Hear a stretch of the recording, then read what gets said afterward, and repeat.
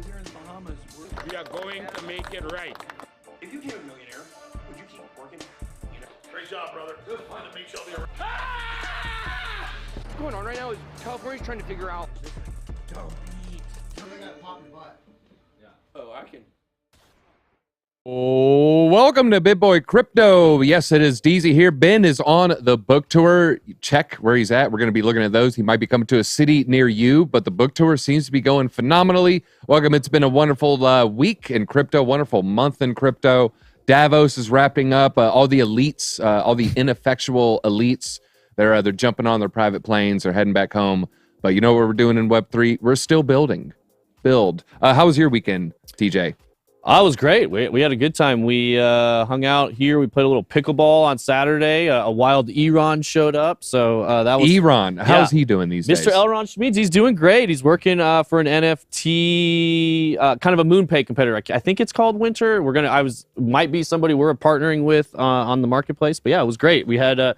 played some pickleball, watched a lot of football, not a bad weekend. Yeah, Cowboys lost. I don't really even follow sports anymore, but yeah, I went out to my hometown, Wilmington, North Carolina. Me and Kat, we went, visited her family, had a fantastic time. All the talks went well, and yeah, people really, really into sports. And I've been absorbed in this crypto world for so long, and I got out of the crypto bubble. We live here. We all, a lot of us hang out together. And what do we do when we hang out, when we're having lunch, when we're over at each other's homes? We're just talking crypto. So we go to work, we talk crypto. We get off work, we talk crypto. We go to sleep, we dream about crypto. But then I went with the normies out there, and no one gives two rats' hairs about cryptocurrency. Everyone was just talking about footballs, like football this, football that. I couldn't give two farts about football. I was just that's just trying to pretend like, the Cowboys, I really have, dog in this fight. I really care. That being said, I do like the Hawks. Yeah. I do like the Hawks. Seeing it live, man, it's just something about that. Cam's video, I'm sorry you didn't stick around, but you know what? I'm going to try to make it worth your time if you're still here. We're going to be talking about some good crypto news, maybe some good broad summaries when we look at these things, and we'll tell you where we think the market's heading and maybe some moves that you can make to have financial independence, financial freedom, change your life, change your children's lives. That's what we're trying to do here. So, you know what? Let's just get right into it. Around the blockchain, Nick Demondi, he's right behind the camera right now. He's actually, he holds it this entire hour. It's on his shoulder. I see his knees shaking already. It's going to be tough. He hosted Friday. Looks like the numbers were pretty good. Good job, Nick. You did great. 6.9, barely, 1,500 less. That's not even anything. So watch a little bit of it. Good stuff there. Good stuff. Great lineup. That helped. Make sure you're subbed around the blockchain. 13,700. Let's try to get that to 15,000 by the end of the week. I think it's pretty easy. But where are we at on the likes right now? Where are we at on the likes? Right now on this stream, we've got approximately 2,000 people in here. Only 300 likes. Only 300. I know we can get that up to 20%. Let's get 400 likes. Hit that like. And if you're watching recorded, let's try to get it above 2,500. All right, let's keep moving here. We go into the Twitter. Make sure you follow me, dz.eth. I'm almost at 40,000. Like to get there pretty close. We're going to be talking about that Cardano downtime. Don't worry about that. You see, clearly this guy loves to tweet about Cardano, but also we're tweeting about the sewer pass. I'll walk you through it. Taco has been going crazy. Justin has contracted Taco to try to play Dookie Dash. To Dookie, yeah. So he's subbed out as Dookieing, and now Taco. Hopefully he's gonna take that to the next level. All right. Have you seen that though? People are going nuts for that Dookie Dash. People are saying, I'm hearing people say, "Oh, this game sucks, so Yuga failed." To me, this is nothing but a success. Yeah, I tend to agree. I do think it's a pretty good success. I have seen mixed reviews, kind of some people calling it luxury gaming, and kind of keying in on the price it takes to get involved if you weren't over already. 2 ETH now, I think. Yeah, if you weren't already in the Yuga ecosystem. However, if you were in the Yuga ecosystem, obviously it's free to play. Woo! So yeah, it's very interesting to me. The watching these things develop. I think they're doing a great job. I think they're going to continue to lead the way. Game itself. This is something I didn't get a chance to talk about it on the basement on Friday. I did pull a story about there's this new Street Fighter type game that's multi-chain, ecosystem community within it. And I think that's what we're going to start to see over the next year or two. Recreations of classic games that people know are fun and playable with the NFT incorporation, because Yeah. you don't need to reinvent the wheel when it comes to the game type, but the novelty of being able to get achievements, apply them to your NFT, and then take that character from game to game. That's what's new and unique about You know that. where I see that heading? When you say that, I see like a Microsoft saying, you know what, let's have some sort of incorporation where, you know, they'll start with one wallet, but then maybe you fast forward 2-3 years, they're going to have a second, third, fourth wallet. And so can you imagine playing a Smash Brothers type game? Right. And it's like, if you have an ETH wallet, ADA wallet, Solana wallet, Polygon chain on the ETH, you know, you can upload our 25 NFT partners. Yep. And, you know, it'll be for years. It'll just be one chain. You know, the Smash Brothers will just only be ETH, probably more likely, but then it will eventually evolve. It'll probably be Yuga. You know, obviously I'm biased, but I think Yuga is probably going to be a push in the forefront of that. If I was going to say what NFT is going to be in a AAA title, it's going to be a Bored Ape fighting Pikachu and Mario, more likely than, you know, any of these other projects. Yeah. Nothing against projects. I don't see, you know, a V-Friend, you know, getting Falcon punched anytime soon, but they would be close. They, you know, V-Friends would be on there pretty soon. Definitely have the brand development. And I would keep an eye on gaming companies that have stood the test of time. Nintendo, kind of to your point with Super Smash Brothers, and Sega are two powerhouses in that industry that could very easily GameStop. There's a GameStop. lot of people that could have, you know, a hand in this, you know, like bridging these people together, bridging these ecosystems together. And we're eventually the only winner is you. You at home. All right, let's get back into the socials here. BitBoy Crypto almost at 500,000. Make sure you're following him. I need to get my Instagram game up. Catching up to crypto. Have we solved the issue with whether or not, you know, we're going to find out how to get on that top sellers list? I know there's a little bit of a, you know, we had publishers saying, yeah, you need to do this, you need to do that. And then at the end of the day, it's like, well, that didn't do anything to bump our sales. Hard to tell hard to get a straight answer out of them regarding checkpoints and what we need to do. But we do know we've been blowing it out of the box as far as hitting all of the metrics they've set out for us so far. So I do believe we've hit the numbers required for an audiobook. I know a lot of people have asked about that. So we'll just have to wait and see. Who read it?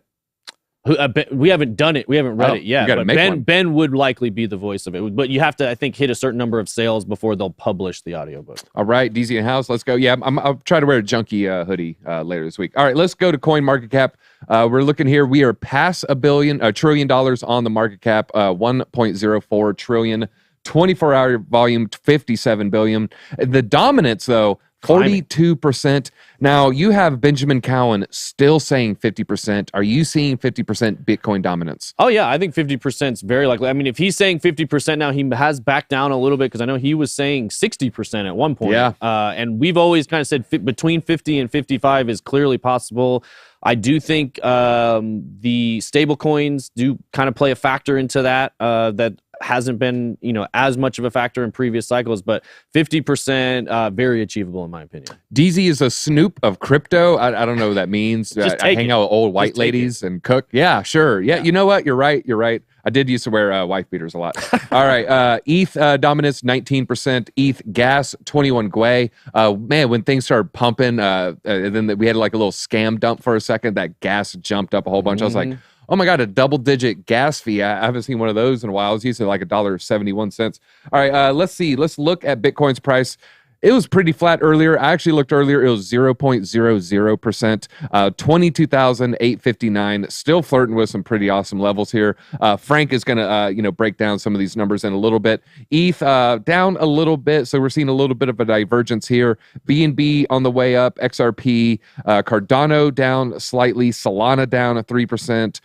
We go down Polkadot, but let's look at some of these top gainers and losers. This is for the 24-hour chart. Ooh. Steppin'.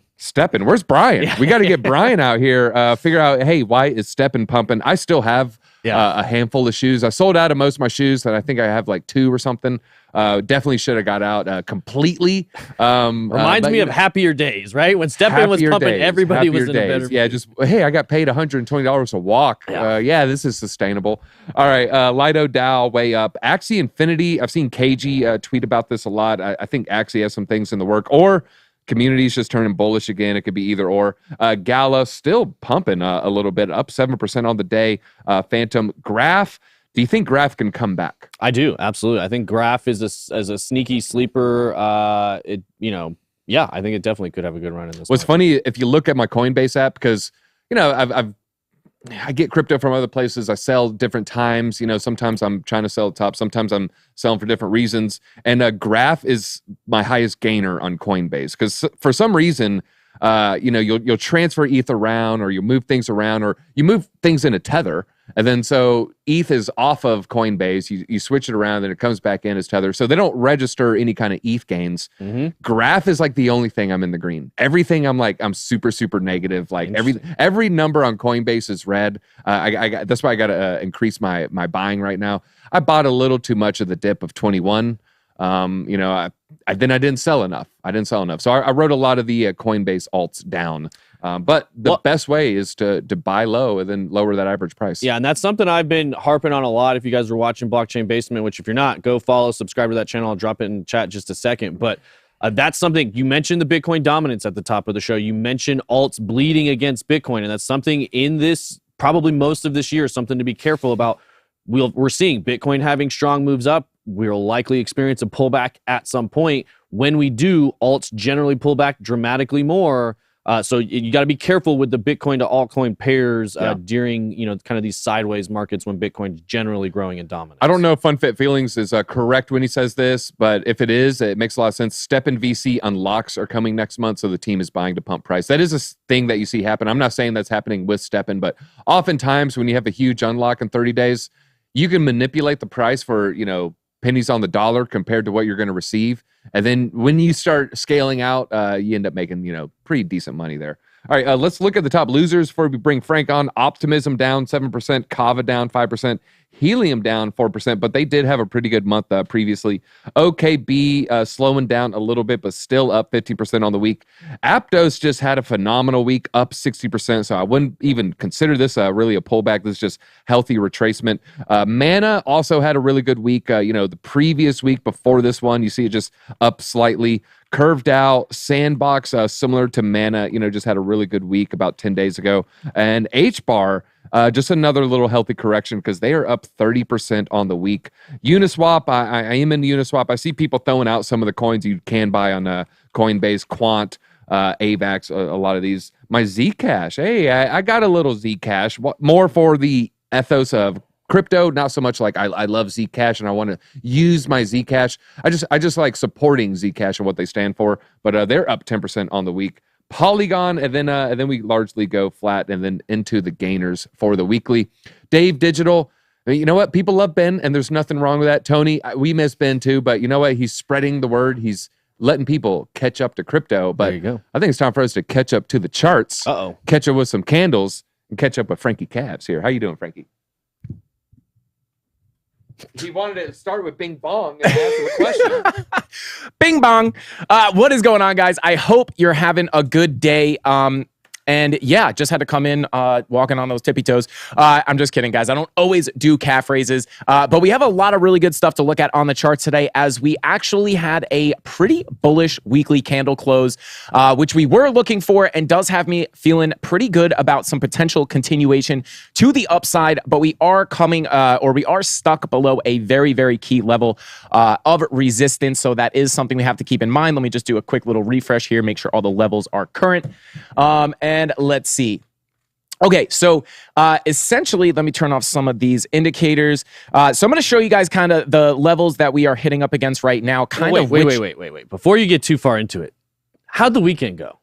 The weekend was great. Yeah. Pretty big.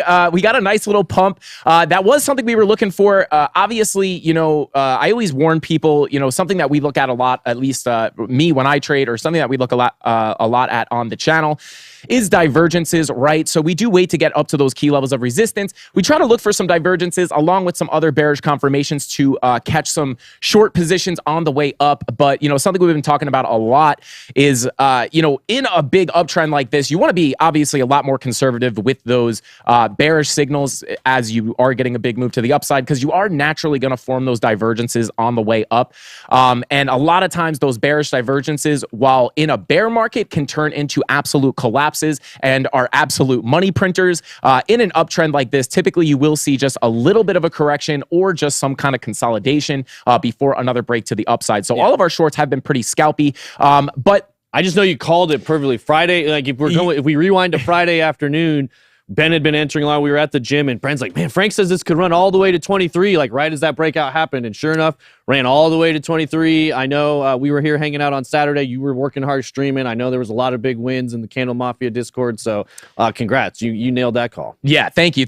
Yeah, no, totally. A bunch of Candle Mafia members were pretty happy about that move. And that was something that we were looking for. I'll be honest, I did not think it was going to come that quickly. But yeah, woke up and we were ripped up to about 23K. And my long was up about like almost 700 and something %. Let's go. Yeah, absolutely nutty gain. So shout out to anybody in that Discord. But yeah, guys, we are up against a pretty serious level of resistance here. However, that does not mean that we can't break through it. So I do actually want to come here and turn on some spider lines. Let's see.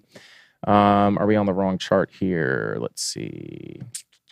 Come on down to this chart. There we go. So here we are, right? This blue box is that current strong level of resistance that we are banging our head on. Now, we were looking at a short position here in the premium Discord, which did actually wind up playing out to about 3%. Obviously, we have come back up, but we did get a drop down to about 3%.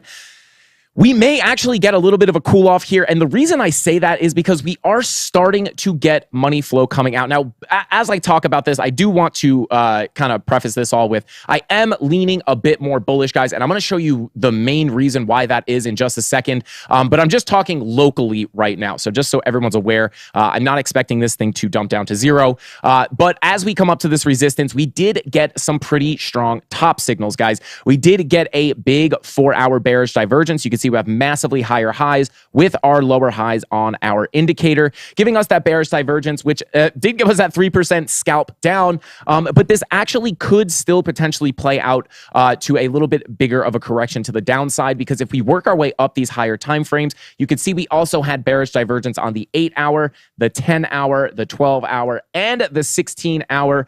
And not only that, guys, if you come on over to the daily, now I'm not putting as much weight on this. Again, really because we're in such a strong uptrend. So you just want to be careful with this stuff. But if you switch over to regular candles, you can see we actually did get a daily bearish divergence, which is a very strong bearish signal. However, again, in an uptrend, you're going to expect these bearish divergences to naturally form on the way up. So I'm not treating this as, if we were still in a massive downtrend and, the bear market was like still showing its face in full here, this would be, my eyes would be turning into dollar signs on this daily bearish divergence, but definitely taking it a bit more with a grain of salt because of this giant uptrend. But it is worth noting here. So, if we do wind up cooling off here, not going to be that surprised. However, it's kind of, back and forth here. I know everyone loves to hear it's going up, or it could go up, or it could go down, but that is unfortunately just the situation that we're in, guys. But I will lean a little bit more bullish just because of the trend that we're in, right? You don't want to fight the trend. You're just going to be kind of swimming upstream. You want to, the trend is your friend, right? So let's talk about if, kind of on the bullish end here for a break to the upside, we do have right here, we did confirm that green dot on the 4-hour time frame. 5-hour also looking like it wants to roll back up with that 6-hour as well. And money flow is one of the main things we're looking at here. This money flow is still thick in the green. Come out to the higher time frames, daily money flow still thick in the green. This indicates the longer term trend. So this is kind of part of what is making me lean a little bit more bullish. Now, also, if you come down to the lower time frame, switch over to the Heikinashi candles, we do have somewhat of a bull flag starting to form here. So this could actually wind up breaking to the downside. I don't want to waste too much time, so I'm going to go ahead and try to draw this with my fingers.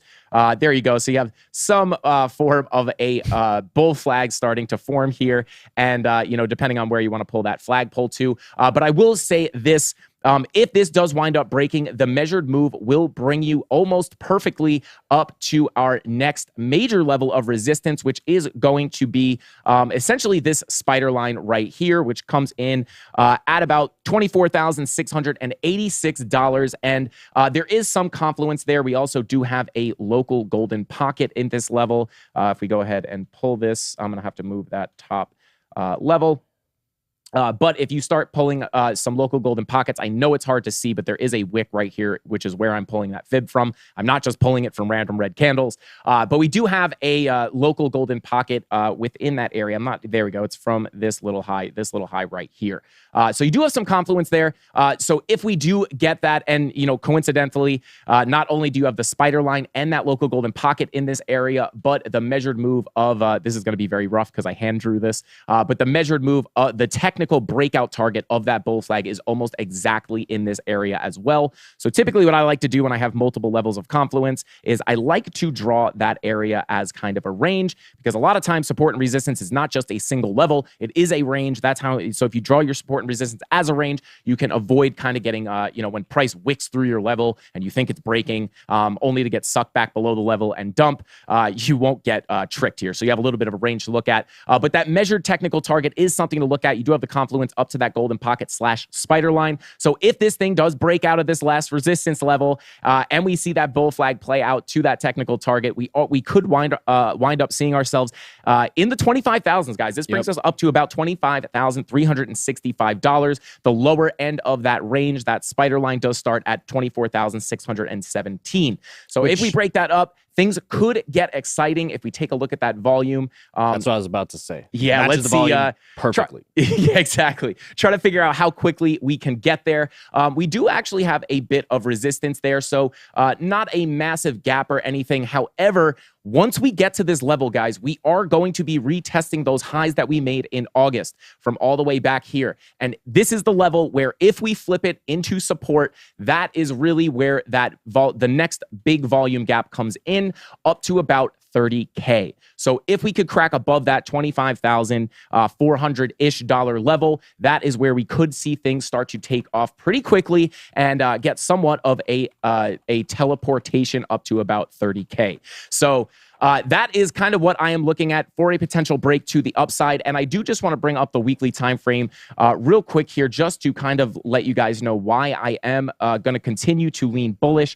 And one of the main reasons amongst many is going to be that the fact that, guys, this weekly candle close was actually pretty bullish. If we just go ahead and hide all the TA here and just look at the market structure, we officially put in a higher high on the weekly. This is a change of character on the weekly time frame. A macro change of character like this could be the start of much, much more upside. So this is a pretty big deal. Real quick, I heard we had our first green monthly candle, and then this has marked the end of every single bear market. Is this true or not? Look at this monthly green. Look at this monthly candle. Yeah. Boom. When has it closed or not closed? This has not closed. We still have about 8 days and 8 hours. Almost at 8 hours and 8 So days. if we go back, though, has that or has that not marked the end of every bear or the last two bear markets? For the most part, well, if you look here in 2018, you could see obviously we had a couple of monthlies, but this was much earlier in the bear market. I'm sorry, it was after consecutive 5 or more or something like that. Okay, that would make sense. You got 1, 2, 3, 4, 5, 6 red candles. That first green candle, the bottom was already in. So that would hold true in 2018. Doesn't seem to be as, hard to say. The next green candle after this one was technically the bottom was in, but you only had 2 red candles before that. I will say this, definitely not a bad sign. Yeah.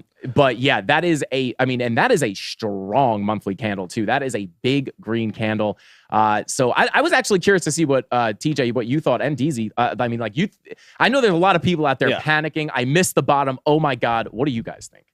No, obviously, we had Gareth on here, I believe last week. He was talking about 22 is a big number that would invalidate, in his opinion, going much lower to kind of retest lower than 15.5. I feel, after seeing this move, very strong that we did just see the bottom. I think on some time frames, there's also an ascending triangle going on right now, which is also a bullish pattern. I'm seeing a lot from the macro numbers lining. That's what I look at a lot, is the macro numbers. I think those are coming in stronger and stronger as time goes on. We know markets front run reality. So, the markets are already ahead of the curve. I still think we're going to experience some of the pain as far as people losing jobs, people not being able to afford things. That's still the reality, but the markets have already gone through all of that in 2022. So yeah, I'm feeling more and more confident as time goes on, especially looking at these key levels crossing, like on on the macro, things are getting better. And now, just like you showed on the technicals, we're back above the 200-day moving average. We're back above in the weekly. We're back above in the monthly. So charts are looking better than they have in about a year, which makes sense, again, with the Bitcoin cycle, with the timing. You know, we know it traditionally bottoms within the, you know, some time of the midterms. It's played out exactly. So, yeah, I'm still sticking to our thesis that was the bottom. You know, if we go back and retest it, great. You know, we can accumulate more, but 20 is going to, you know, now that we've cleared 22, you know, that's going to be a strong one. 20 is a very strong, you know, support. 17, extremely strong. So, yeah, I'm feeling good. I'm feeling really good. What about you, DZ? I may have called the exact bottom. I may have called the exact bottom. I tweeted about it. I could share it. I think I talked about it last week. Maybe, I don't know, it was the 15-7 or whatever. And I was actually not calling it based off of the pricing. I was calling it based off the time in the 4-year cycle and the time within the 4-year cycle, the halving and all-time tops. Then just the data seemed to suggest that historically, if we look at the last 2 bear markets, this is this time period of a very short window of 2-3 weeks. And we were right in that 2-3 weeks. We wicked down to 15. And, you know, I didn't say, hey, I guarantee, guys, this is the bottom. But I was like, you know, this is looking like a bottom, looking at these macro numbers, looking at this macro time frame. Here, I'm starting to scale in. And so if you listen to me, then, you know, you're doing pretty good. Yeah, we have been so far the main channel that was screaming that was the bottom, screaming to start dollar cost averaging into that point. So yeah, and you got people saying don't buy when it was 17, you know, a few weeks ago, and they're still, you know, they still have the bravery to show their face. Yeah. Well, that's the thing we talk about a lot too. Is like, you know, it's not gonna hurt if you bought at 17 and it went down to 14. Just buy more at 14, as long as you're not putting your whole bag in. Typically a good strategy. But one thing I do want to talk, just bring up real quick before I hop off here, guys. You have the levels to watch on Bitcoin. Again, because of that macro change of structure, we did get above that FTX level, which was another major level we were looking at. We do have a lot of things that are looking pretty good. So I would be a little bit more greedy with the longs right now than the shorts. However, the one thing to look at, remember, you do have those bearish divergences forming. Money flow slightly starting to come out. It could come back up, but we are up against a strong level right now with those bearish divergences, so just be aware of that. One more thing here on the DXY. This is obviously another thing we look at very often to try to predict what's going to happen with Bitcoin. We are coming up to support on the DXY. So if this thing does come back down and we do wind up hitting this level, we could potentially get a bounce here. So that is something I'm keeping a close eye on. Again, leaning more bullish on Bitcoin for a potential another break to the upside. But this is something I'm going to be watching closely to see if we could start getting a bounce on the DXY. If we start getting a good bounce here, this is where I'm starting to think, hey, maybe it's time to correct a little bit before you know, we get another higher push up into that in that 25K level. So now you guys got the levels. Now you got the DXY to look at. I think that's all I got. Back to DZ. Well, where can they find more of your stuff? Yeah, if you guys want to check out more of these levels and maybe hop into some trades, I go live every single weekday at 5:45. We do 2 hours of interactive TA. I answer questions. The whole point of that live stream is to try to give some free education to anybody looking to learn how to read the charts or trade. And you guys could also get in that free Discord or our premium Discord, which all our links are in the description of any video on my channel. And don't forget, this chart section was brought to you by BitGet, guys. Go check out BitGet. Link in the description. Back to DZ. Bing bong. All right, I'm actually going to disagree with Frankie. I'm disagreeing with Frankie on a specific metric, and that is the volume profile. Let me say this about the volume profile. Volume profiles change. I've seen people get too dogmatic with volume profiles when they're looking at larger time frames. If we do pass 25K, the volume profile will change. So you just need to be on the lookout for volume profiles changing. He did say the next thing is 30. I'm going to make a prediction.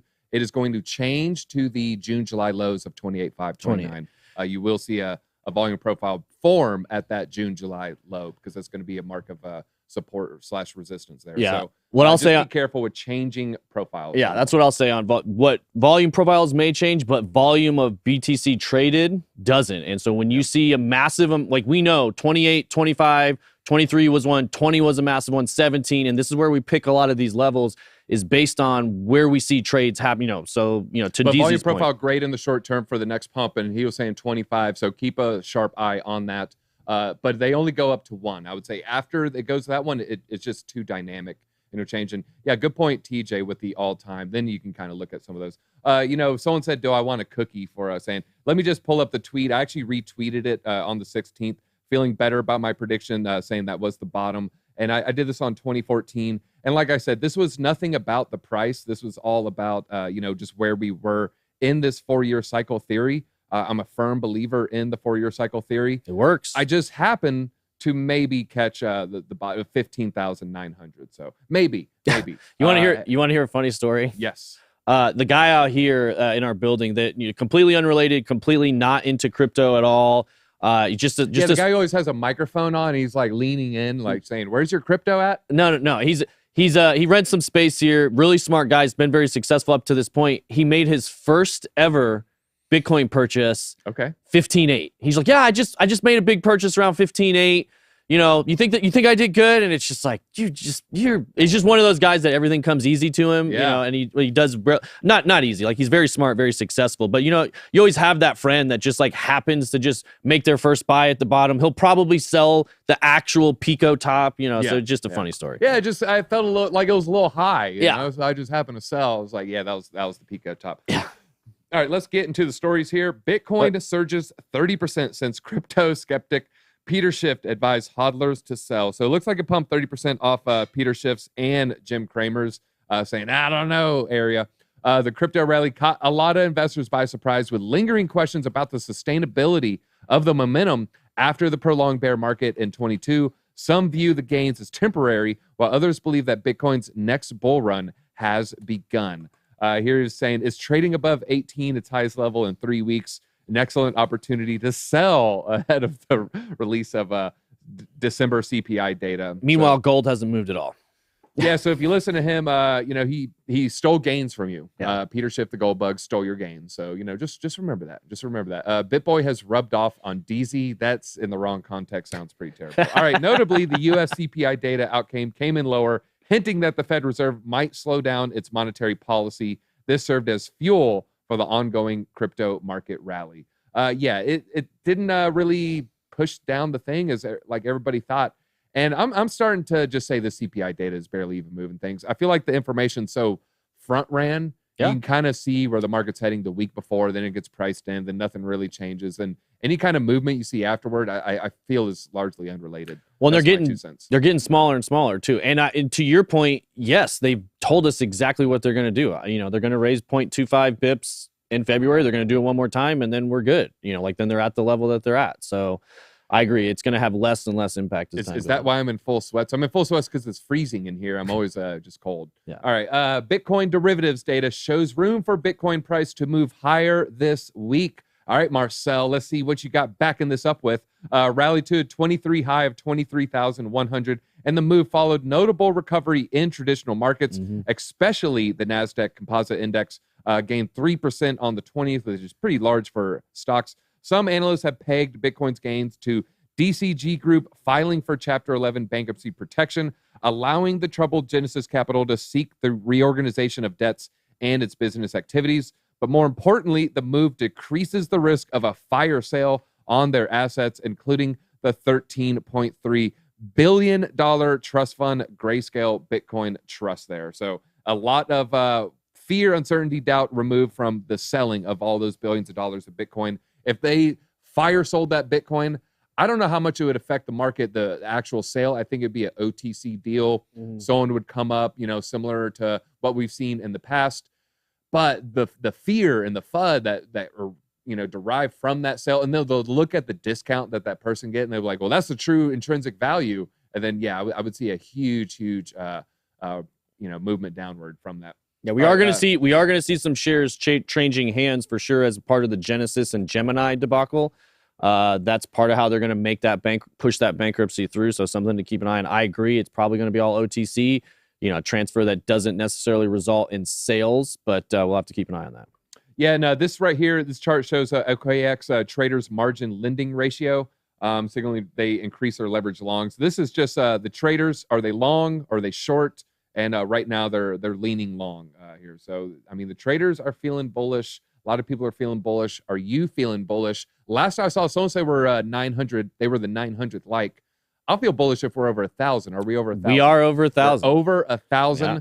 How many are watching right now? We have about 4,700. 4,700. All right. We wanted Let's get 25%. That's about. I think we can get even higher. I think we can get about 1250. Let's shoot for 1250. And again, if you're watching at home and it's recorded, let's pump that thing to 5,000. I think we can do it. The more likes we get, the higher Bitcoin goes, right? That is true. Yeah. On some level, somewhere that is actually true. It is. Now, Actually. it is a straw that broke the camel's back thing. It's not like, maybe it's only 2 pennies, but there is intrinsic value from you hitting the like button. It increases the likelihood that this video gets shared in the YouTube algorithm. That increases the likelihood that someone who's never really bought Bitcoin, like the person in our office, makes a purchase just out of nowhere. Why? They just saw something, some random. What's our title today? The title is Bitcoin Rally Goes Nuclear. Nuclear. They're seeing nuclear. The algorithm said, hey, you like nuclear physics, you like nuclear energy. Try this Bitcoin thing. They watch it and they're like, maybe I should, buy this Bitcoin because I looked at the cost of my eggs today. And we together, you at home, by hitting that like button, you made Bitcoin go up 1 penny. The more people to do it, those pennies start to add up. So go ahead and hit that like button. I'm starting to feel bullish just off the like button. I'm bullish on like buttons now. Let's see what Tone Vase has to say. He's Tone Vase, just so you guys know, classic bear, always a bear. Just so let's and he had that. great hit rap songs in the early 90s. Pullback below 20K. Now, very, very unlikely. Well, that's bullish unlikely. Coming from him. Yeah, he said the pullback below the 20K is now unlikely to transpire. He has 123,000 subs. And he's saying, it's unlikely just to go below 20. If it goes back above yesterday's swing high, I think going sub 20 now becomes very, very, very unlikely. The RSI is very good. The RSI has plenty of room to the upside. It's not even broken its prior swing high. So the weekly RSI is still barely bullish, meaning, when Frank was talking about, hey, money flow and the positive, but, it could still go high just because you see high. Yeah, we're still not even like near these historically high where it's like, hey, now it's a little, hey, hit the brakes, Even Bitcoin people are like, it's too high. Like, please come down because I know the crash is going to be harder. The drunker you get at the party, the worse the hangover the next morning. All right, let's see here. Market participants keep a close watch on the funding rate. This is what we were talking about earlier, more people long than short. As it shows whether traders are overly bullish or bearish on crypto, extremely negative funding rates suggest that traders are heavily betting that it will fall, which was a setup for a strong reaction in the opposite direction. So that's the yellow there. Yeah. It doesn't look like we're feeling particularly bearish right now. I mean, even the bears are starting to turn bullish, except for our favorite bull. He's still bearish. We love him. I don't know about that. I respect him. I respect him. Who are you talking about? You're talking about Savvy? Yeah. Yeah, he's been taking a lot of shots recently, which is unfortunate because we've been pretty kind to him on this channel. But his metrics, his numbers are looking harder and harder to validate at this point. And the fact that he's saying anybody who thinks the bottom is an idiot, that doesn't show well for the I separate the brand from the man. And, do you think Peter Schiff really likes gold that much? That's how I look at it. Do you really think he, is as bearish as, I think he is. I really think he is. 3K? It's just 3K is so crazy to me. Yeah. Bitcoin going to 3K. Write in the comments. Do you think Bitcoin can go to 3K? Write in the comments what you think the Bitcoin low is. Is it 15,000? Well, is it 3K? To anybody that thinks we can have a 50% drop from here, I want to know what you think is going to cause. Like, basically, because Frank made a really good point about being back above the FTX levels. So the FTX crash caused us to drop about 22-ish, 25-ish percent. So we're going to need something much more dramatic than that to cause another 25% crash. So what do you see? I can only think of two things. I've thought about this a lot. There's only two things. That's just like Binance total implosion, right, or U.S. government stops fiat off-ramping. Well, that would absolutely destroy, that would push it to 3K. And maybe Binance wouldn't push it to 3K. I don't know about 3K. I definitely think a 50% correction off those two particular events. What do you think of those two events? I don't think that would have Binance implosion, possibly that could cause it, but I don't think the fiat off ramping is as dramatic as people think. That actually is happening right now. It's happened a lot over the weekend with stuff with Swift system of under 100K. No, I mean, like Coinbase literally says you can't put money in your bank account now. Yeah, I don't think that would have as a dramatic effect as a lot of people think it would. Really? Okay. Yeah, because a lot of the money's already in. So we're not seeing new money is not what's changing the market right now. It's existing money. Yeah, I guess it would be more like an announcement like, hey, in 30 days you can no longer. I think everybody would just fire sell. Like, oh my God, I got to pull out cash while I can because I can only, buy Dallas Maverick tickets with Doge for so long. We'll see. I think a lot of those people have already pulled out, in my opinion. All right, I'll say this: if U.S. government said you were no longer allowed to, I would sell every dollar of crypto I have, except for maybe 10%, 20%, just to like play around in the ecosystem, play around with NFTs. I would definitely pull out my money. That's just me personally. There you go. But, all right, Bitcoin hash rate surpasses another all-time high. Hash ribbon indicates minor capitulation is over. Hash rate just means how many computers are on, making this network secure. Hash rate surpassed another all-time high. Remarkable to see in a bear market. Petantics are going to get real mad. It's not actually the computers, it's the hash power of the given computers. You know what I mean here. Hash rate has grown every single day in 2023.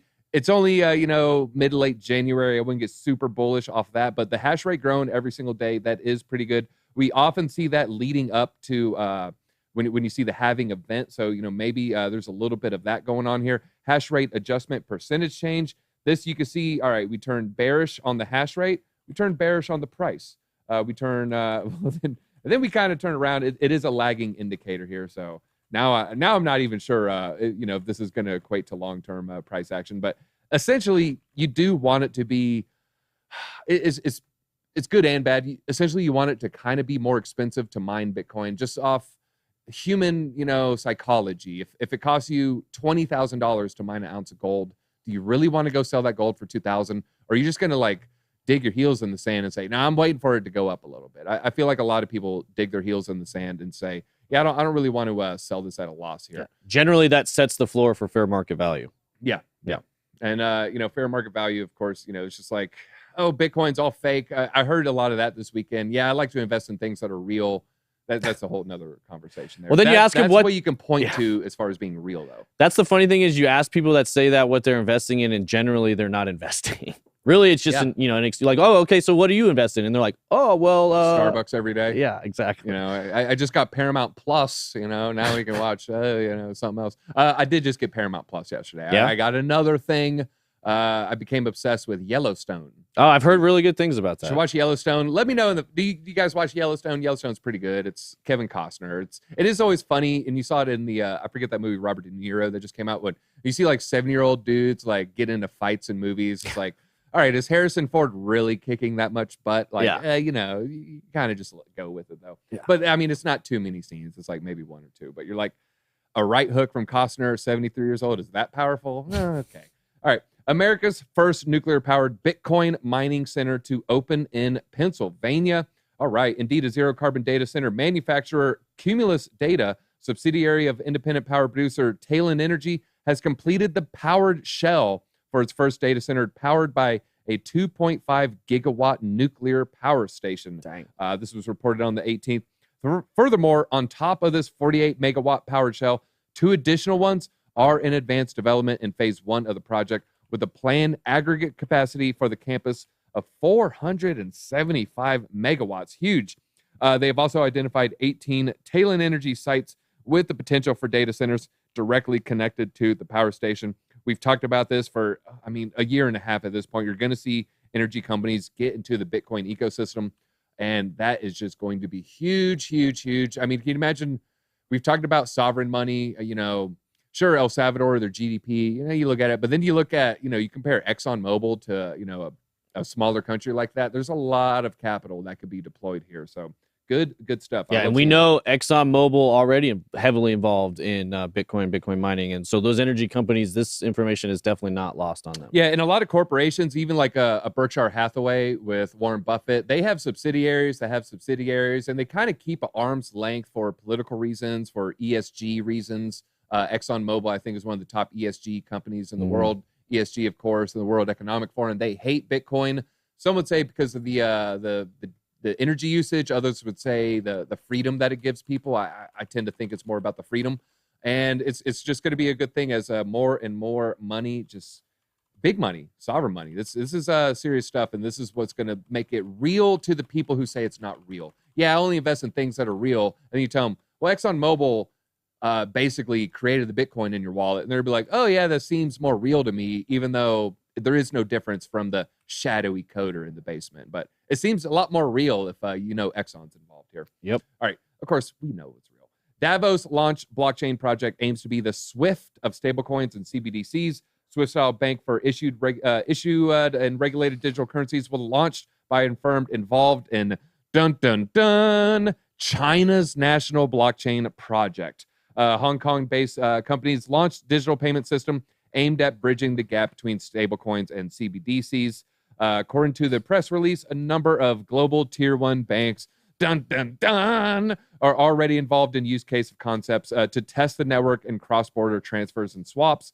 The stablecoins to be used were also undisclosed. Dun, dun, dun. The network's white paper does state, however, that it only supports CBDCs and regulated fiat-backed stablecoin currency systems as payment methods. No unregulated public chain cryptocurrencies, such as Bitcoin, will be accepted. And a now deleted roadmap, dun, dun, dun, Jesus Christ, all the things here, said it planned to build a global CBD system that will completely change the current payment and circulation method, enabling the freezing of your funds and a standardized digital currency transferred method and a payment procedure for any information system and a way to silence critics. Holy crap, look at all that bad stuff. That is not good. That is why we need to support Bitcoin. When I read stuff like that, it literally makes me want to operate my own node. It literally makes me want to just like, even if I lose $500 a year, it makes me want to do it just because I see that and it freaks me out, and it should freak you out. Does it freak you out, TJ? Yeah, well, what it does for me is it just, my ears perk up big time because we know CBDCs has been the #1 focus in Davos this week. The story we're about to get into, there's been a direct attack on crypto exchanges using the SWIFT system. They're talking about an alternative to the SWIFT system. We know Ripple's been trying to do a lot of that stuff, and so... I also saw a tweet from Jeremy Allaire this weekend, the head of Circle, talking about their system that's going to, enable transfers of USDC into all of this stuff. So it wouldn't surprise me one bit if we start seeing a major push towards this direction and, attacking the legacy players, which is Signature Bank and a lot of the crypto exchanges who've been operating within this space. The timing of all of this coming out at the exact same weekend is not lost on me. So it's something to keep an eye on for sure. Yellowstone is free on Peacock. I watch Yellowstone. Then you got to watch 1898 and 1920. It's a whole ecosystem that my girlfriend's sucked me into. People are talking about we can always, Lou, I love you, Lou. We can always boycott CBDCs, but it's going to come at a tremendous cost, including like getting off the power grid, getting off the water grid. Because they might say, no, the only way you can pay for your light bill is with a CBDC. And then what do you do?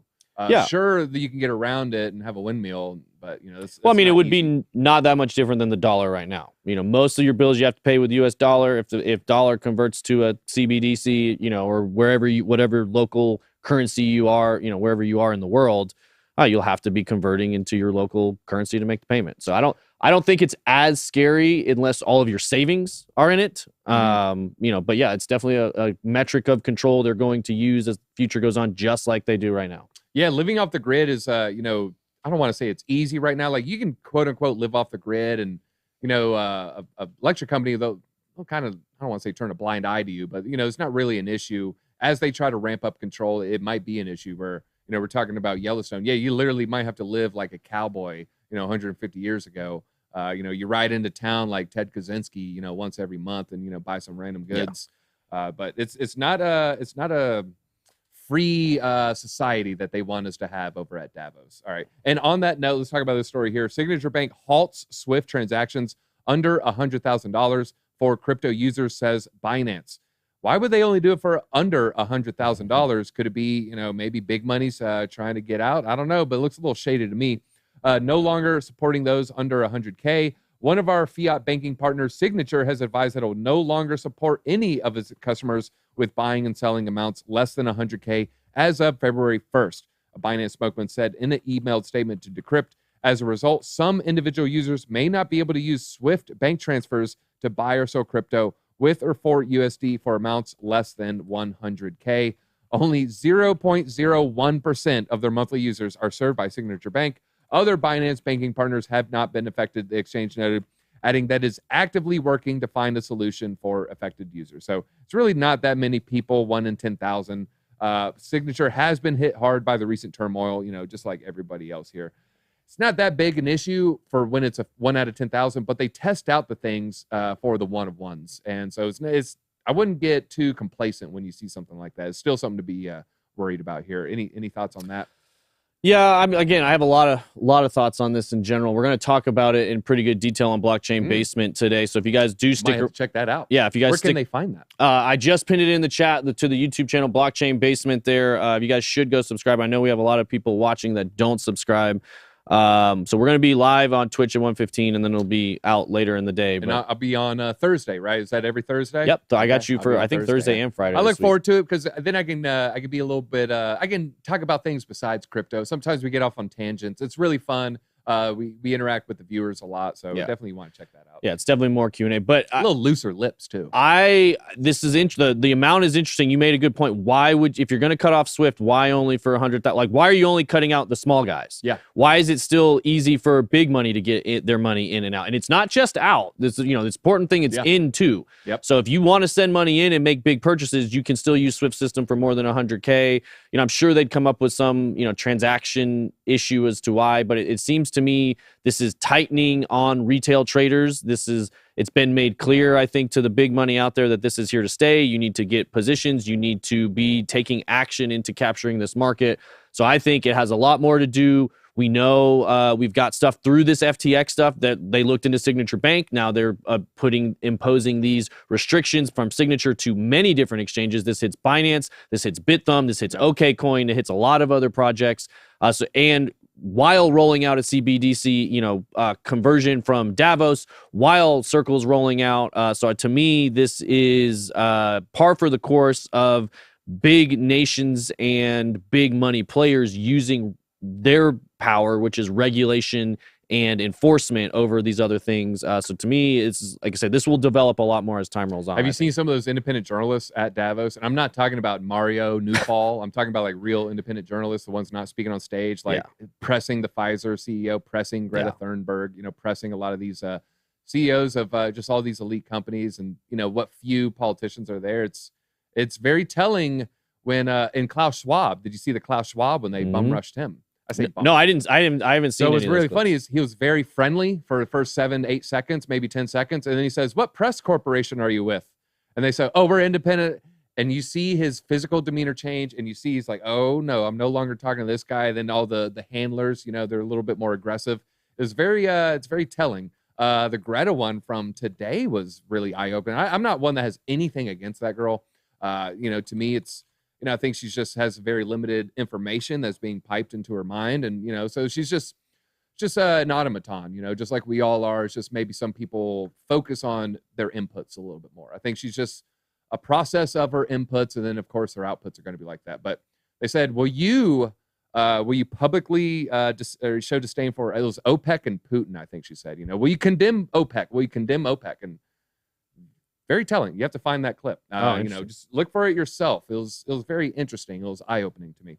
All right, Kathy Wood, ARK dumps 500,000 Grayscale Bitcoin shares, adds Coinbase stock as Bitcoin recovers 40%. Interesting. That is pretty interesting. If she hadn't wrote things down so hard, I'd feel a little bit more scared. I feel like she sells the bottom. Like, this is a bad time to sell. I mean, I'm sure she has her reasons, and maybe she thinks coin will go up more, but I don't know. We'll see. Let's see what the rest of the story says. All right. They added 450K shares worth $4.5 million to its next generation internet ARK ETF in November of 22. At the same time, it was trading in the $7.46 to $9.48 range versus the $12 range. Okay, so she's taking profits. She did buy the bottom, and now she's selling some of that. Yeah, that makes sense. Okay, yeah, that makes me feel a little bit better. Okay, yeah, because she was when everything was down 40%, her portfolio was down like 90%. It was very heavily weighted towards growth and speculative investments there. I've got an interesting chart to look at Basement today on Michael Saylor's purchases and what the difference would be if he had purchased Ethereum instead of Bitcoin. It's pretty dramatic. It's not. I mean, it's granted on Manhattan, TJ. It's granted. Manhattan. Right. Granted. I'm not saying his thesis I think will prove true over time. I'm not trying to poke fun. I just thought it was interesting. It's a very dramatic difference. Yeah. All right. Moreover, the reduction in shares since November appears in line with its officially bearish view on the trust, as mentioned in its December report.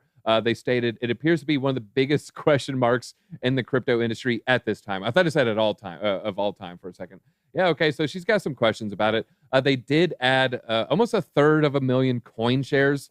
As a result, the stock's weight in their ETFs portfolio has reached That's not that bad. 3.6% versus 2.7%.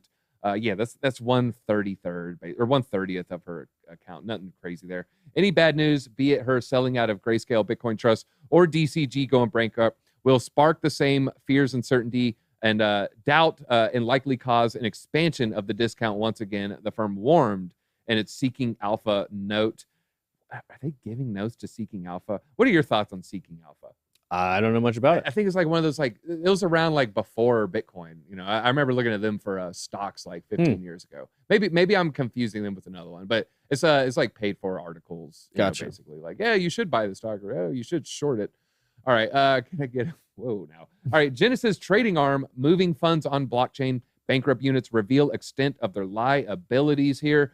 This is what they have to pay out. The trading arm of Genesis is operating moving tokens after 3 of the entities filed for Chapter 11 on Thursday. It shows that the spot and derivatives trading business sent 50,000 ETH to Coinbase, 20,000 ETH to Bitstamp, and 5,000 ETH to Kraken on Thursday, the day of the bankruptcy hearing.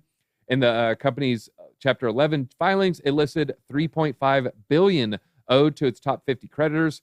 They include Gemini Exchange, funded by the Winklevi, and the names of some other large creditors were reportedly redacted.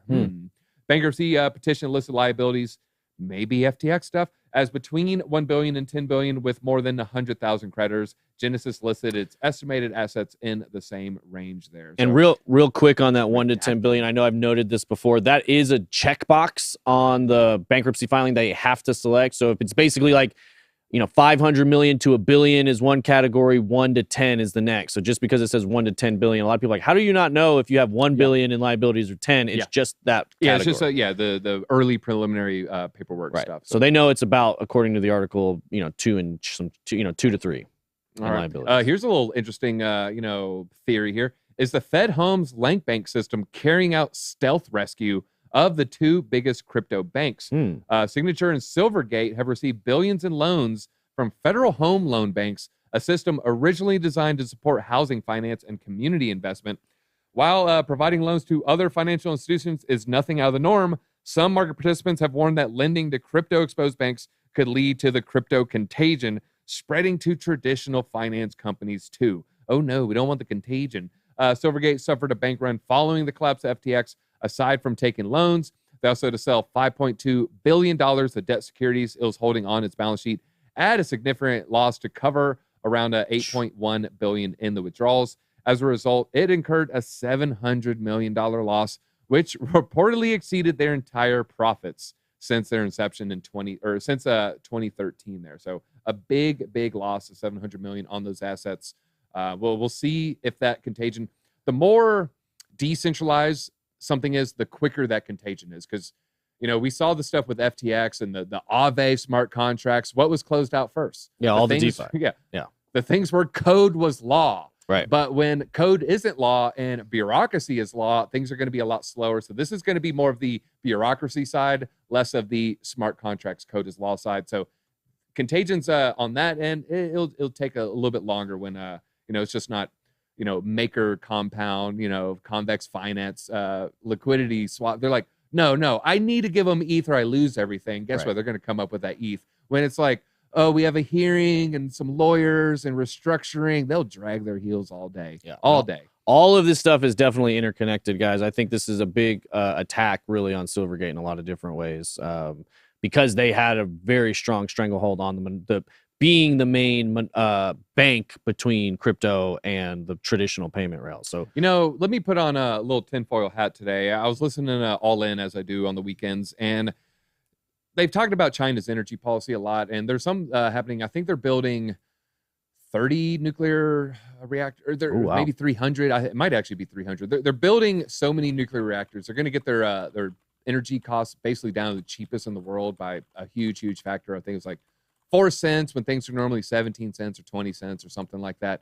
And with this huge nuclear power plant chain that they have, will they fire up those Bitcoin mining operations again? Will they pull it out of Kazakhstan? Absolutely. Yeah. I think they will. I mean, we think know they will. China has led the world in hash rate until recently when they kind of pushed a lot of their miners other places. You are correct. I just looked up 53 nuclear reactors under construction right now in China. So Yeah, and Crypto Face, there's a reason he's one of the better traders. There is something that he says that I think about a lot. We need China to buy. Yeah. We need China to buy. It's just, it's 1.3 billion people. It's soon to be the #1 economy. We need basically the two sides of the globe. They both need to want Bitcoin. Otherwise, it's like only selling to one gender. You're going to have 50% of the market. Shout out to the Chinese New Year. Just Shout out. Yeah. What is it? The dog? I don't know. Yeah, I think it is Year of the Dog. So Doge SHIB, is going to be a good year for Doge and SHIB. And there's always the Chinese New Year pump narrative that's always existed in crypto. It's just kind of a little bit of a joke. They found Brando's secret stash. Hey, he's the best real estate developer I've ever seen. He charges his son $50,000 a month. Man, he's so smart, right? Who does that?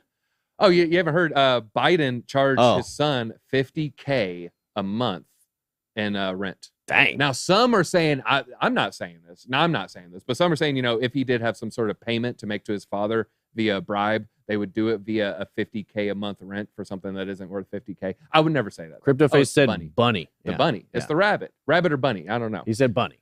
Man, I was at a butcher and they had rabbits in the frozen rabbits. Dallas, Georgia, man. What are you gonna do? Yeah. All right, Cardano developer. I live near Drew, if that says anything. Prepper Crypto. The Cardano developer IOG explains why 60% of all nodes went offline. This was a huge FUD campaign for Cardano. Let's break into the story here. I'll give my 2 cents. Experienced an anomaly Saturday evening that caused close to 60% of all active nodes to go offline for a short period of time.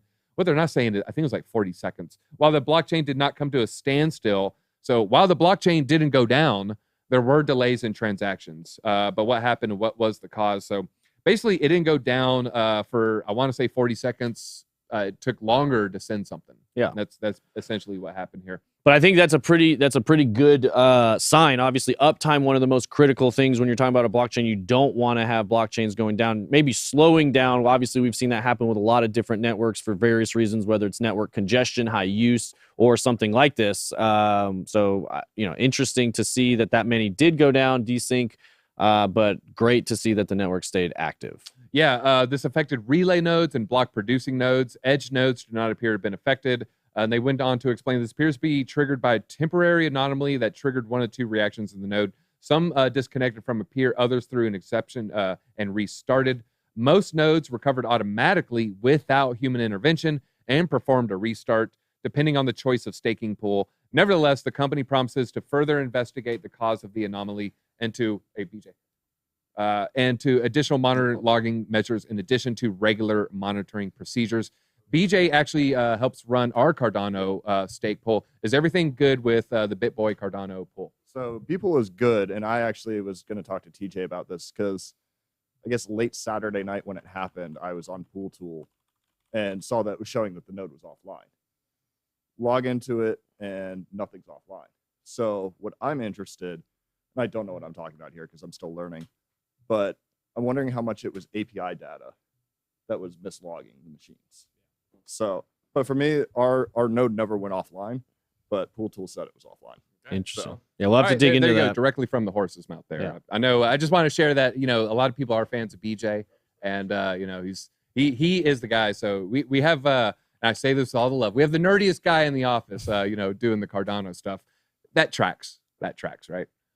I would say that's a good. That's right on brand for Cardano here. Mm-hmm. All right, let's see. Or go ahead. No, I was just saying science. Yeah. All right. ADA Sunday Swap CTO and how impressively resilient the network is. Yeah, this was bullish. Let's see. They commented on the resiliency here a few hours ago. Then, it's just showing this thing. What it does say is, it recovered at 87% pretty much immediately. And something took down 6%, recovered in a few minutes. I said 40 seconds. I guess it was a few minutes. And then continued producing blocks throughout. That's the main thing. It wasn't down. It wasn't a Solana. It wasn't, you can literally do nothing. Just things were slowed down. And it reminded me of, it just reminded me how Cardano used to be like a year ago. You sent an NFT, it wasn't, I remember when an NFT showed up in seconds. It was like, oh my God, this is so amazing. It used to take a minute or two. And now it's like, it goes back to a minute or two for a couple minutes. And they're like, up, it's down, up, it's broken. They're like, no, it's just, just a little speed bump. But yeah, it makes me a little bit more bullish that it was able to recover. It makes me a little more bullish. BJ came in here. Now, I'm not going to know what I'm talking about, but the API is like, okay, dude, yeah, you know more than me. So good job.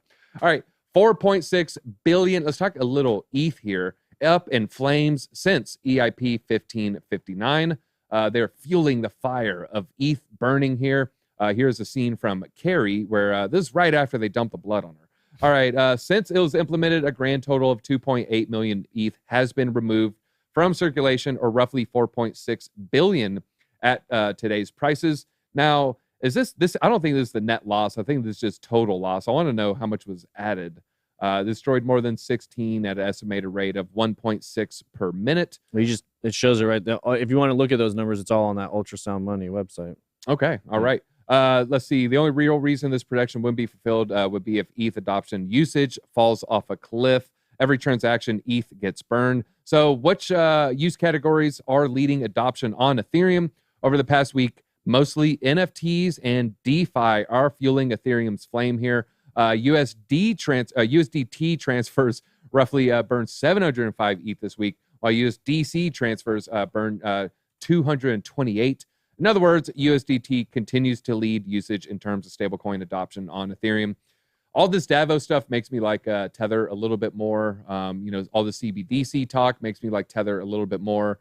But me liking Tether could also be bad for Tether. That means Tether has more enemies. And so I'm not saying sell all your USDC, get into USDT because you love decentralization. I'm saying, hey, man, if one of them's getting attacked, I think we know which one's going to be. And it's going to be USDT, not USDC. But that doesn't mean that it's going to go down. It just means it has enemies. But to me, I like that. I like that it has enemies. It makes me feel like they're doing something right. And I'm not even trying to be, the anti-agenda populist guy, but I've just been disappointed with, what we're seeing with the Davos elite and company. What were your just quick thoughts on Davos? Is it a nothing burger? Is it something? No, I mean it's okay. A couple interesting things. 40% more CEOs, dramatically less politicians. Specifically notable politicians like the president of the United States wasn't there, etc. Yeah. So that, huge focus on CBDCs, which is no surprise. I think they know there's a lot more attention on this event than there used to be in the past. It kind of used to be a lot of it was like Alex Jones and no one else cared. Exactly. And now everybody knows what's going on. It's definitely part of the media. Mainstream news is covering it, that sort of stuff. So I think there's a different event that's, I think, a little less profile where more of the backdoor deals are going to be taking place. But not really surprised with the information that came out of it. I'd say it's pretty par for the course. To your point about Tether, I think they are very keyed in on what Tether, USDT is a direct attack and competition for the US dollar. And that is something that the West, specifically us, defends very, very, very hard. Yeah, and this is all speculation and guesswork here, but if I was Tether, they did roll out of Chinese commercial paper. I don't know if you guys remember that from probably 12 months ago. I would be trying to work with regulators to the extent of, look, I'm not going to freeze funds, sure, maybe like ISIS or something, but like we're not going to freeze funds for Tornado Cash. We're not going to do stuff like that. But what we will do is we'll make sure that one Tether equals $1, not one basket of currencies that, roughly equals $1. Because, we have some Chinese paper and some Swiss francs and French real, I would try to work closely in that area and just be like, look, we're not going to give up our fight on freedom, but, we'll stop trying to attack the dollar. Like a dollar is a dollar. Maybe that would, buy them a couple years, buy them a little bit of runway there. All right, let's keep talking about ETH here. ETH's optimism up 35% since Friday. Here is what's behind it here. The optimism market OP has risen more than 30%, has become one of the most profitable major assets of the entire week. At the peak of $2.50 per token, it reached its all-time high, if you don't count the $3 at which it was distributed to the early adopters, or which it was dumped to the early people. One of the reasons for the rapid takeoff of optimism, in quotes, can be called the global warming of the crypto market. The second is the fact that the layer 2 networks are experiencing a period of explosive interest and growth in the number of users, transactions, and locked value. Optimism is one of the leaders with total value locked, a metric that I'm pretty, hesitant on to, say anything about. 635 million. And again, unique address is not something that I really put too much weight on, of which 70,000 used daily. daily addresses is a little bit more bullish because it's a lot more costly to game that versus like, hey, I just spun up a bunch of Litecoin wallets. You want to look at daily activity. ETH staking services provided make up over 70% of the staked ETH supply. That's going to be people like Lido and Coinbase, I believe here, showing 70% as contributed by staking services, with, like I said, Lido accounting for most of the amount here. They've locked in a total of over 11 million. But why? The 32 ETH requirement is a bit high for the average investor. As per data from Glassnode, the total value locked is now around 16 million ETH in the overall network. That's about 13.4% of the total circulating supply of the cryptocurrency. So a lot of ETH is locked up here. Let's see. We got our XRP stuff here. Yeah, stealth addresses. It's going to be a few years away. XRP Ledger amendment goes live today without Ripple's approval. Bum, bum, bum. Is it getting more decentralized here? We'll see a new amendment go live without the explicit approval of Ripple. The check cash makes trust line amendment will be automatically activated on the ledger today with a majority of 27 out of the 34 votes here. The new change customizes this check cash transaction. So when a check is cashed for an issued token, a trust line is automatically created for the token. This eliminates the step of setting up a trust line before receiving a token via a check here. The amendment system provides a way to introduce new functionality, new utility to the XRPL without requiring approval from Ripple. System uses a decentralized consensus process in which more than 80% of the validators must show support for 2 weeks before the change can go into effect, though. So looks like a little bit of decentralization at play. I would say that's, a good thing here. Let's see, Uniswap, a lot of people supporting the chain's move to the Binance or the BNB chain. Over 20 million were staked by community members to cast their votes here. It might be one of the reasons you saw a little bit of a Uniswap pump. Not so much people buying token to vote. The voters already have their tokens, but it's just in the news and people are like, oh yeah, Uniswap was a thing. The DCA people may be buying a little bit there. Anything you wanted to talk about? Any other Davos quotes or thoughts or weak thoughts here? No, there was one or two questions if you want to hit. We're kind of short on time, but we can get your opinion on this. John Connors asked this a couple times.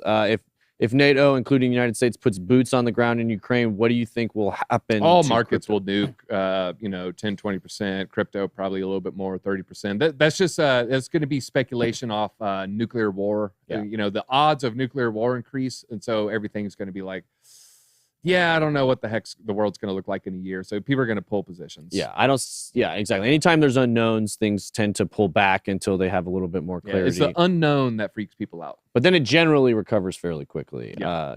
And then Steve-O was asking about thoughts on unlocks. We know XRP, Link, HBAR, Optimism have token unlocks. Do you have any particular takes on that? I mean, obviously token unlocks aren't bullish things. They're always going to be pretty bearish. You have to look at the system behind these particular unlocks, with Chainlink. You really look into, they do a lot of, Chainlink does sell a lot. They do sell a lot of Chainlink. I don't know. I mean, it's something to look at the dates.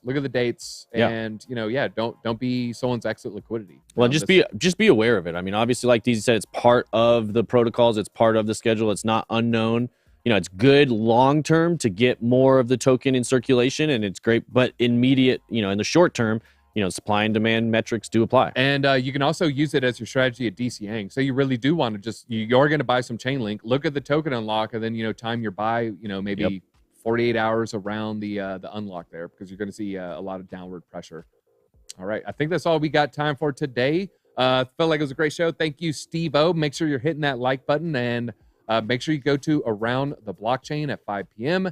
And make sure you go to the basement imminently. We're going to be there in about an hour and a half. So see you there.